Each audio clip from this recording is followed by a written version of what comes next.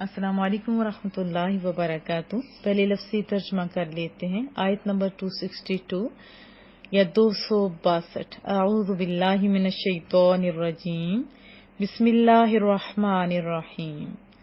الذین، جو لوگ، ينفقون، خرچ کرتے ہیں، اموال، مال کی جمع، ہم اپنے، اموالہم، اپنے مال، فی میں، سبیل راہ یا راستے میں، اللہ کی، فی سبیل اللہ اللہ کی راہ میں، ثم پھر، لا نہیں، یتبعون بعد میں، لاتے یا وہ پیچھے نہیں کرتے، وہ بعد میں نہیں کرتے، یعنی ہوتا ہے نا پیچھے لگا لینا، اتباع، جیسے ہم لوگ اتباع کر رہے ہوتے ہیں، جیسے رسول اللہ صلی اللہ علیہ وسلم کی اتباع کرنا، امام کی پیروی کرنا، یا اتباع سمجھ آ رہی ہے نا، یعنی پیچھے لگنا، احسان تو کیا لیکن اس کے پیچھے جو ہے وہ لگا لینا، یا اس کے بعد میں آنا، غالباً آپ کو سمجھ آ گئی ہوگی۔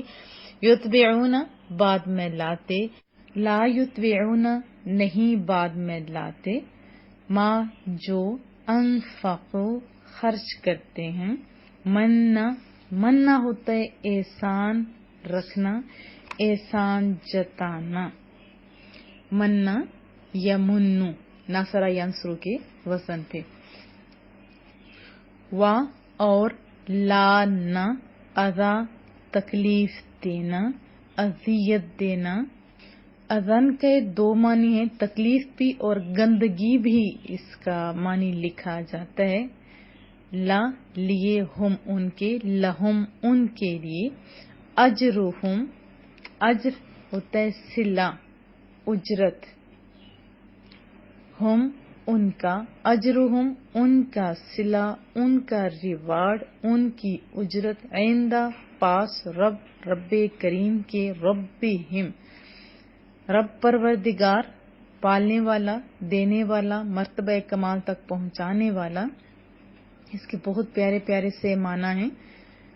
ہم ان کے، ربہم ان کے پروردگار کے، پاس ہے کیا، ان کا اجر، وا اور، لا نہیں، خوف کچھ خوف، علی پر، ہم ان کے، وا اور، لا نہ، ہم وہ، یحزنون غمگین ہوں گے۔ اور ہماری اردو میں بھی یہ یوز ہوتا ہے حزن، ملال، تو یہاں کے یحزنون غمگین ہوں گے یا غمگین ہوتے ہیں۔ با محاورہ ترجمہ کر لیتے ہیں۔ الذین ينفقون اموالہم فی سبیل اللہ، الذین ينفقون اموالہم، جو لوگ خرچ کرتے ہیں اپنا مال، فی سبیل اللہ اللہ کی راہ میں، جو لوگ اللہ کی راہ میں اپنا مال خرچ کرتے ہیں، ثم لا یتبعون ما انفقوا منا ولا اذى، پھر جو خرچ کیا اس کے پیچھے نہ احسان جتاتے ہیں اور نہ اذا یعنی اذیت دیتے ہیں، دکھ دیتے ہیں، مینٹلی ٹارچر نہیں کرتے، لہم اجرہم عند ربہم، انہی کے لیے، کن کے لیے، جنہوں نے مال اپنا اللہ کی راہ میں خرچ کیا پھر جتایا نہیں، انہی کے لیے، اللہ اکبر، لہم اجرہم عند ربہم، انہی کے لیے ثواب ہے ان کا، ان کے رب کے پاس، یا آپ کہہ سکتے ہو کہ ان کا اجر، ان کی اجرت ان کے رب کے پاس ہے۔ پیچھے کتنا خوبصورت مائنڈ بنایا، وہ اجرت دینے والا خدا، وہ اللہ تعالی، ایک کے بدلے میں 10 جو عام روٹین میں دیا جاتا ہے، اور جو اخلاص سے بھرا ہوا ہو اس کا تو بے حساب اجر ہے، اور کہیں پہ ہم ایک کے بدلے میں 70 پڑھتے ہیں، ایک کے بدلے میں 30 بھی پڑھا جاتا ہے، اور بہت ساری جگہوں پہ ہم لوگ یہ پڑھتے ہیں کہ ایک کے بدلے میں اللہ کئی گنا دینے پہ قادر ہے۔ وہ جو ایک چھوٹے سے بیج سے بالی نکالتا ہے، چلیے میں ایک تھوڑی سی مثال دے دیتی ہوں۔ جو گندم کاشت کرتے ہیں، نہیں تو ویب سائٹ پہ آپ چیک کر لیں کہ ایک دانہ بویا جاتا ہے نا، اس دانے کے اندر سے ایک چھوٹا سا پودا نکلتا ہے، پھر اس کے اوپر بالیاں نکلتی ہیں، ٹھیک ہے، اس ایک دانے کی وجہ سے بالیاں نکلتی ہیں، اور ہر بالی کے اندر، پنجابی میں اس کو سٹا بھی کہا جاتا ہے، خوشہ بھی کہا جاتا ہے، اس ایک دانے کے اندر سے جو بالیاں نکلی تو ہر بالی کے اندر 100 دانے ہوتے ہیں، تو کتنے بن گئے بلا؟ ٹھیک ہے، وہ تو ہم نے بوئے نا، ہم نے نا دیا مانا اللہ تعالیٰ نے، لیکن ہم نے بوئے، ایک دانے کی وجہ سے اتنے مل گئے۔ اور وہ جو رب سیدھا خود کہہ رہا ہے کہ اس کا اجر جو جتاتا نہیں، اللہ کی رضا کے لیے کرتا ہے، جس میں ریاکاری شامل نہیں ہوتی، اس کا اجر اللہ خود دے گا۔ پھر کتنا دے گا، دینے والا جانے، ہم تو کچھ پیمانہ اس کے لیے مقرر نہیں کر سکتے۔ اور یہ بہت بڑا اعزاز ہے، جس کو یہ اعزاز سمجھ آ جاتی ہے نا، پھر اس کے بارے نیارے ہو جاتے ہیں۔ پھر اللہ فرماتا ہے اس کا ایک تو سب سے بڑا اجر کیا ہوگا، وَلَا خَوْفٌ عَلَيْهِمْ وَلَا هُمْ يَحْزَنُونَ، نہ کوئی خوف ہے ان پر، کن پر؟ جنہوں نے خرچ کیا اللہ کی رضا کے لیے، اور نہ وہ غمگین ہوں گے۔ یعنی مال کے آنے جانے سے ان کو فرق بھی نہیں پڑے گا، کیونکہ انہیں پتہ ہے کہ ہم نے جو اللہ کے لیے کیا نا، اس میں تو گھاٹا ہے ہی کوئی نہیں۔ دنیا کا کہیں مال و تجارت کیا تو اس میں اوپر نیچے ہو جاتے، تو اس پہ بھی وہ غمگین نہیں ہوں گے۔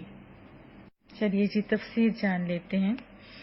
اللہ تعالیٰ کا کلام، اللہ اکبر، پہلے یہ مائنڈ بنایا، ایسی خوبصورت موٹیویشن ہے کہ بندے کا دل کرتا ہے کہ بندہ سب کچھ اپنے کریم رب کی راہ میں دے دے، ہے نا ایسی بات۔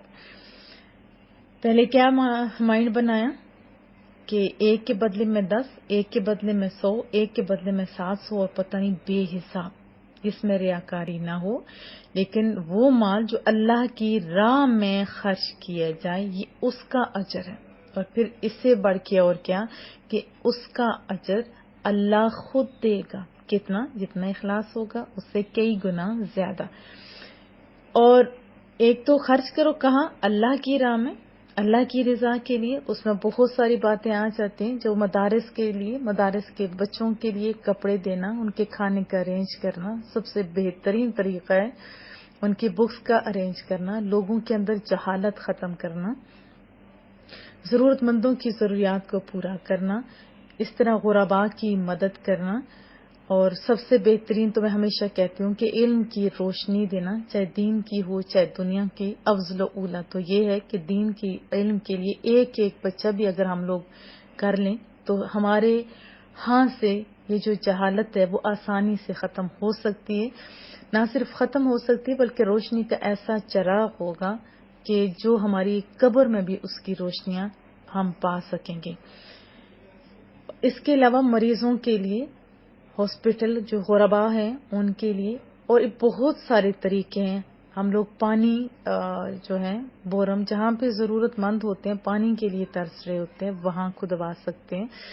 اور سب سے بہترین صدقہ جو ہوتا ہے اس وقت کی ضرورت کے عین مطابق ہوتا ہے، چاہے آپ کچھ بھی کریں، باہر طور پر جو بھی خرچ کریں۔ اس کے بعد یہ بہت ہی اہم بات ہم لوگوں کو کریم رب نے بتائی کہ خرچ کرنے کے بعد، اللہ کی رضا کے لیے خرچ کرنے کے بعد پھر نہ احسان جتایا جائے نہ ہی ستایا جائے، پھر اجر کی توقع، ثواب کی توقع آپ رکھ سکتے ہیں۔ اچھا پہلے یہ پڑھ لیتے ہیں کہ کس موقع پہ یہ آئی تھی۔ جیسے جنگ تبوک کے موقع پر حضرت عثمان غنی، بہت پیاری ہستی رضی اللہ تعالی عنہ، 1000 دینار لے کر حاضر ہوتے ہیں۔ کدھر؟ رسول اللہ صلی اللہ علیہ وسلم کے پاس آتے ہیں، ان کی جھولی میں ڈال دیتے ہیں خاموشی سے، چپکے سے۔ پھر جو بات نکلی نا، اللہ اکبر، رحمت دو عالم صلی اللہ علیہ وسلم کی زبان پاک سے حضرت عثمان غنی رضی اللہ تعالی عنہ کے حق میں ایسی دعا نکلی جس پر حضرت عثمان غنی جتنا ناز کریں بجائے جتنا شکر کریں وہ کم ہے۔ ترمذی شریف میں بھی ہے، تو الگ الگ جگہ پہ باتیں اکٹھی بھی آئی ہیں۔ اللہ اکبر، درا عثمان ما عمل بعد اليوم، اور پھر دعا کی اللہم لا تنس هذا اليوم لعثمان. ترجمہ بھی سنائی دیتی ہوں کہ اب عثمان جو کچھ کرتا رہے اس کو نقصان نہیں دے گا. پھر دعا کی گی اے مولا کریمہ عثمان کے آج کے دن کی قربانی فراموش نہ کرنا. کریم رب ہمیں بھی توفیق دے کہ ہم زیادہ سے زیادہ دین کی سربلندی کے لیے، لوگوں کی مدد کے لیے، مشکلات کی حل کے لیے ہم اللہ کے دیے ہوئے میں سے خرچ کریں اور پھر توقع رب کریم سے کریں. بہرحال جو بڑی اہم بات تھی اس میں وہ کیا کہ آپ کو پتہ ہے کہ بعض کم ظرف لوگ اگر چند کوڑیاں بھی کسی نیک کام میں خرچ کر بیٹھتے ہیں نا تو پھر احسان جتا جتا کے مار دیتے ہیں، پھر طرح طرح سے اذیتیں پہنچاتے ہیں. اور مسلمانوں کو ایسی ورڈ تو بہت چھوٹا ہے، یوں سمجھے کہ کمینہ حرکت سے باز رہنے کی تلقین بھی کی جا رہی ہے. انہیں بتایا بھی جا رہا ہے کہ ایسے خرچ کرنے سے تو خندہ پیشانی سے بات کرنا اور کسی کی سخت کلامی وغیرہ سے درگزر کرنا وہ بہتر ہے. دین کا مقصد تو یہ ہے نا تمہاری سیرت سنور جائے. اگر چند ٹکے دے کر تم میں یہ نخوت پیدا ہو گئی ہے، غرور پیدا ہو گئے، تو اس طرح تو سیرت اور بگڑ جائے گی. صحیح مسلم کی ایک حدیث طیبہ بھی سن لیتے ہیں. رسول اللہ صلی اللہ علیہ وسلم نے فرمایا کہ پاکیزہ بات بھی صدقہ ہے، اور اسلام میں یہ بھی بڑی نیکی ہے کہ تو اپنے بھائی سے خندہ پیشانی سے ملاقات کرے. اچھا، ہم لوگوں کا جیسے میں نے آپ کو بتایا کہ کچھ لگا دیں. اب لگانے کا طریقہ کیا ہوتا؟ میں بڑے دکھ سے کہتی ہوں کہ جب اللہ کی راہ میں بھی بہت سارے لوگ خرچ کرتے ہیں، مثلا پنکھا ہی مسجد یا مدارس کے اندر لگا دیتے ہیں، اس کے اوپر اپنا نام لکھا ہوتا ہے. ٹھیک ہے، اس کا ایک فائدہ ہے کہ جو بندہ دیکھے گا دعا کرے گا. اگر آپ کی یہ نیت ہے تو نو پرابلم، دعا تو نکلتی ہے. لیکن زیادہ تر یہ کہ پتہ چلے کہ میں کون لگوا رہا، تو کیا اللہ کو نہیں پتا کہ کس کے لیے لگائے جا رہے؟ اس سے بڑی چیز لینے کے بجائے ہم تھوڑی سی چیز بس لوگوں کو پتہ چل جائے ہم نے یہ کام کیے. اسی طرح قرآن کریم دیا جاتا ہے اس کے اوپر بھی نام لکھا جاتا ہے، گویا جس کے لیے دیا جا رہا ہے اسے تو پتہ ہی نہ ہو. اس کے علاوہ بھی میں نے دیکھا کہ ہم ایسے ایسے کاموں میں ایسی ایسی حرکات کر جاتے ہیں کہ تھوڑا مقام غور و فکر ہے. بہرحال نیت اگر اچھی ہے کہ لوگ جب بھی پڑھیں اور دیکھ کے نام ہمارے لیے دعا کریں تو اس کا معاملہ الگ ہے. لیکن زیادہ تر لوگوں کے مائنڈ میں یہ نہیں ہوتا، بس دکھاوا مقصود ہوتے ہیں. اس کے علاوہ کسی غریب کو پیسے دے دیں، پھر اس سے کام کروا کروا کے جھلا کر دیتے ہیں. اور میں دیکھتی ہوں کہ اکثر کام والی ان کو بیچاریوں کو لالچ ہوتا ہے کہ تھوڑا بہت اکٹھے مل جاتے ہیں، اور یہ بھی میں نے دیکھا ان کو دیا جاتا ہے اور اس کے بدلے میں ان سے کام لیا جاتا ہے. تو اس کا کوئی خاص فائدہ پھر نہیں ہوگا. ہوتا ہی وہ اللہ کی راہ میں خرچ کرنا ہے کہ اس کا ریوارڈ، اس کا اجر محض اللہ سے لینا، پھر لوگوں سے کیا لینا. اور یہ بھی میں نے دیکھا کہ کسی کو اگر غریب کو کسی قابل بنا دیا جاتا ہے اور پھر اس کے ساتھ زیادتیاں اتنی ہوتی ہیں، لمحہ لمحہ جتایا جاتا ہے، اس کی غیرت کو مارا جاتا ہے اور کیا کہا جاتا ہے کہ تم تو کسی کام کے نہیں تھے، نکھٹو تھے اور ہم نے تمہیں اس قابل کیا ہے. تو یہ باتیں اہل ایمان کو زیب نہیں دیتی. تو یہ باتیں اپنے پلے سے باندھیں کہ صدقہ دینے کے بعد احسان جتانا، جتلانا اور جس سے صدقہ دیا جائے اسے تکلیف دینا ناجائز، ممنوع ہے. سمجھ آ رہی ہے نا؟ اور اس سے صدقے کا ثواب ضائع ہو جاتا ہے. جیسے ہم لوگ پڑھتے ہیں 264 آیت میں بھی سورہ بقرہ کی کہ احسان جتلا کر اور ایذا دے کر اپنے صدقات کو باطل نہ کرو، ضائع نہ کرو. احسان جتانا تو یہ ہے نا کہ دینے کے بعد دوسروں کے سامنے اظہار کریں کہ ہم نے اس کو اتنا دیا، یا اس کو کسی بندے کے سامنے کہیں کہ ہم نے تیرے ساتھ ایسے ایسے سلوک کیا، اور یوں اس کا دل بیچارے کا میلا کرتے ہیں. اور تکلیف دینا کیا ہوا کہ اس کو آر دلائیں کہ تو نادار تھا، مفلس تھا، مجبور تھا، نکما تھا، نکٹو تھا، ہم نے تیری خبر گیری کی یا اور طرح اس پر دباؤ ڈالیں. تو یہ چیزیں درست نہیں ہیں. میں ضمناً ایک سچی بات بھی آپ کو سنا دوں کہ قرآن کریم پڑھنے اور پڑھانے والوں کے بارے میں رسول اللہ نے سند دے دی کہ وہ بہترین لوگ ہیں. ہمارے استاد تھے، اللہ ان کو جنت میں جگہ دے. وہ غریب تھے اور پڑھاتے تھے قرآن کریم الف لام میم سے لے کے ناس تک پڑھایا جاتا تھا. اس کے بعد لوگوں کی مرضی پہ منحصر ہوتا تھا کہ کوئی ایک جوڑا کو ان کی فیملی کو دیتا, کوئی اتنا ہوتا کہ نارمل ہوتے, کوئی اتنا ہوتا کہ بہت اچھا بھی دیتے جن کے نزدیک زیادہ قدر تھی, کیونکہ ہم تو حق نہیں ادا کر سکتے نا ایک ایک ورڈ کا. اور کئیوں کے یہ تھا کہ بچوں میں تقسیم کر دی جاتی تھی سب کچھ, اور بڑی بڑی دعوتیں ہوتی تھی, لیکن جو پڑھاتے تھے ان کے پلے کچھ نہیں جاتا. یہ بھی آپ نے دیکھا ہے. مجھے یہ بھی یاد ہے کہ جب ان کے کپڑے بغیر استری کے وہ پہنتے تھے تو ایک جن کا والد محترم سعودیہ میں تھے تو اس کو کہا کہ میں تمہیں سارا ختم کرواؤں گی, تو تم نے یعنی مکمل کرواؤں گی قرآن کریم, تو اس کے بدلے میں تم نے مجھے نیشنل کی استری, آپ کو پتہ اتنی مہنگی بھی نہیں تھی, خیر انہوں نے اپنے ٹائم کی قیمت مانگی, ایسی اللہ پاک خود اپنے خزانے سے سب کو دے. ایک بھائی کو پڑھایا, انہوں نے نیشنل کی استری نہیں دی, پھر دوسرا نے پڑھایا, پھر انہوں نے دی تھی, اور وہ بھی جس طرح دی تھی وہ بھی اللہ ہی جانتا ہے. بہرحال یہ بڑے دکھ کی کہانی ہے کہ ہم لوگ بڑے ناروا سلوک کرتے ہیں ایسے لوگوں کے ساتھ. پھر جو کپڑے دیے گئے انہوں نے اچھے اچھے کپڑے رکھ لیے تھے, جب ان کی بچی کی شادی ہوئی تو انہوں نے ادھر دے دیے, ظاہر ان کا وہی والا ذریعہ تھا. تو جن بچوں نے وہ دیے ہوئے تھے نا, پیرنٹس کو پتا تھا تو وہ انگلیاں کر کے اشارے کر رہے تھے. دیکھو کتنی اذیت اور ٹارچر دینا, اور اللہ میری ماں کو دونوں جہانوں کی عزتیں دے. انہوں نے ہمیں پہلے ہی کہا تھا میرے بچے, ہم لوگوں نے ان کے 30 پاروں کے عوض میں جو پوری فیملی کو ہمیشہ بہترین جوڑے دیتے تھے, ہمیشہ ان کو بہترین تحائف دیتے تھے, سب کچھ کھانے پینے کی جو چیز ہمارے گھر آتی ان کو دی جاتی تھی, تحائف بھی بڑے اچھے دیتے تھے. باوجود اس کے امی نے کہا میرے بچے ہم لوگ ان کے ایک ایک حرف کا بدلہ نہیں دے سکتے, تو مبادہ تم لوگوں کے مائنڈ میں آئے کیونکہ ہمارے کپڑے سب سے اوپر انہوں نے بچھائے ہوئے ہیں, تم لوگوں نے یہ نہیں کہنا.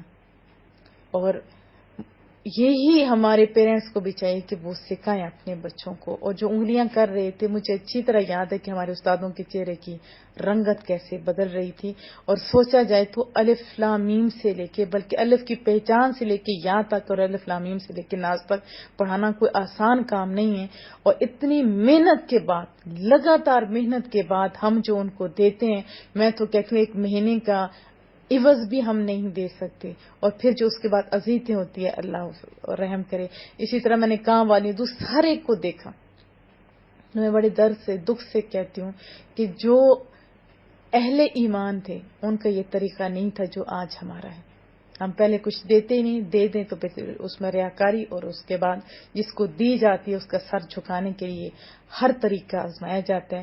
اللہ پاک ہم لوگوں کو سمجھ عطا فرمائے. بہرحال خوش نصیب لوگوں کو مبارک ہو جو اللہ کی رضا کے لیے کرتے ہیں, ان کا اجر کن کے پاس ہے؟ رب کریم کے پاس. اور سارے مل کے اپنے رب کو راضی کر لیں.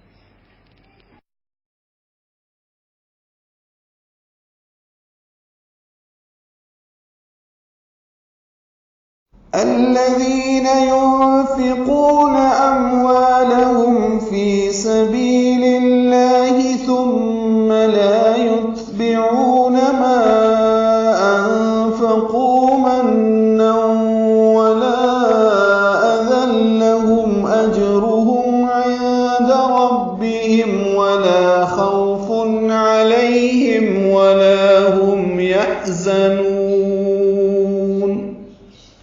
یہ الذین کا حمزہ عارضی ہے, اگر پیچھے سے ملانا ہو تو واسع علیم الذین ہوگا.